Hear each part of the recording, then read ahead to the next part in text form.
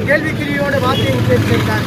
அதனால இன்னைக்கு இருக்கக்கூடிய இளைய சமுதாயத்திலே குறிப்பா நம்மளுடைய இந்த எழுச்சிமிகு உணர்வுபூர்வமான இளைஞர் சமுதாயத்திற்கு நான் எடுத்து முன்வைப்பதெல்லாம் சுதந்திரம் பெற்று ஒரு நூற்றாண்டே கூட கடக்கவில்லை, இன்னும் 1000 ஆண்டுகள் அடிமைப்பட்ட ஒரு சமூகத்திற்கு ஒரு விடிவெள்ளியாக ஒரு மிகப்பெரிய மாற்று சக்தியை ஏற்படுத்தி கொடுத்து அவர் கண்ட லட்சியமான அந்த சுதேசி சிந்தனையை இன்று மேக் இன் இந்தியா திட்டத்தின் மூலியமாக உலகத்திற்கு பறைசாற்றிக் கொண்டிருக்கக்கூடிய அக்கறையுள்ள தேசபக்தர்கள் என்ற முறையில் இந்த செயல்பாடு என்பது அரசியல் கண்ணோட்டத்தோடு அல்ல.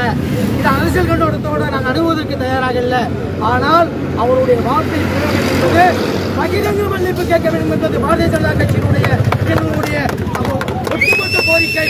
இதற்கு பொறுப்பெடுத்து முதலமைச்சர் அவர்களும் தன்னுடைய சகாவாக இருக்கக்கூடிய தன்னுடைய மிக நெருக்கமாக இருக்கக்கூடிய அவருடைய வார்த்தையை ஒட்டுமொத்த வேளாள சமுதாயத்தினுடைய அந்த உணர்வை சீண்டி பார்த்திருக்கின்றது.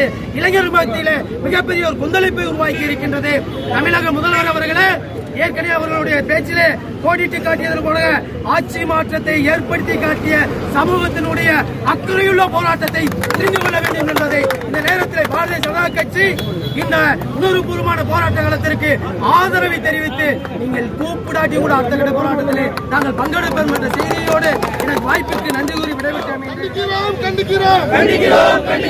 ஆண்டிமுத்து ராசாவை கண்டிக்கிறோம்.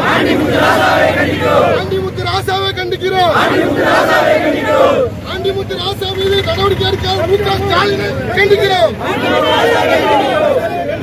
ஆண்டிமுத்து ராசா மீது நடவடிக்கை எடுக்க மு.க. ஸ்டாலினை கண்டிக்கிறோம். கேக்குதா வெள்ளாள குரல் கேக்குதா.